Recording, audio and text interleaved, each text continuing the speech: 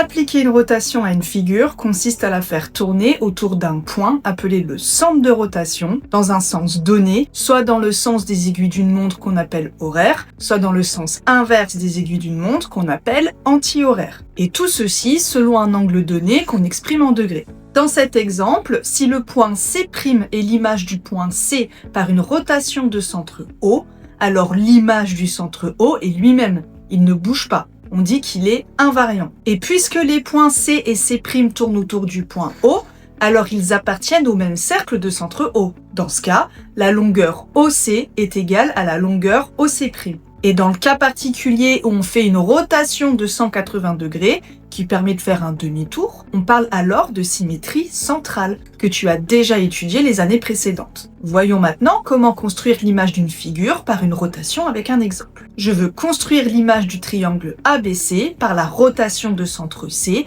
d'angle 40 degrés et dans le sens anti-horaire. Ainsi, tous les points doivent tourner autour du point C, qui est le centre, donc lui il est invariant, il ne bouge pas. Je dois seulement faire tourner les points A et B autour du point C. Et dans le sens anti-horaire, c'est celui-ci. Commençons avec le point A. Je dois appliquer un angle de 40 degrés. J'ai besoin du rapporteur. Je place son centre sur le point C et je le tourne de sorte que l'axe des zéros soit bien aligné avec le côté AC, avec la partie arrondie qui suit bien le sens anti-horaire. Voilà, c'est tout bon. J'ai bien le centre sur le point C et l'axe des 0 degrés aligné avec le côté AC. Je me place alors sur le 0 du côté du point A et j'avance jusqu'à 40 degrés. Il est ici. Je n'ai plus qu'à faire une marque au niveau de 40 degrés et je n'ai plus besoin de mon rapporteur. Mais attention, cette marque ne correspond pas à l'image du point A. J'ai uniquement obtenu la direction sur laquelle il se trouve depuis le point C. On a vu avec les propriétés précédentes qu'il faut que la longueur AC soit la même que la longueur A'C.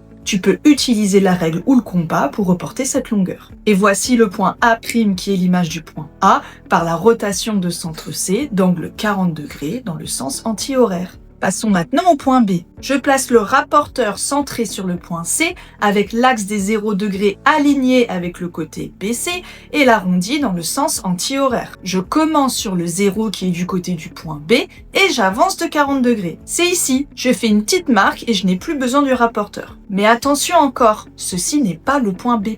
J'ai juste obtenu la direction sur laquelle il se trouve en partant du point C. Je dois maintenant reporter cette longueur ici à l'aide du compas ou de la règle. Et voici le point B' qui est l'image du point B par la rotation de centre C et d'angle 40 degrés dans le sens anti-horaire. Voilà, je peux maintenant relier tous les sommets du nouveau triangle pour obtenir les trois côtés. A'B', B'C et CA'.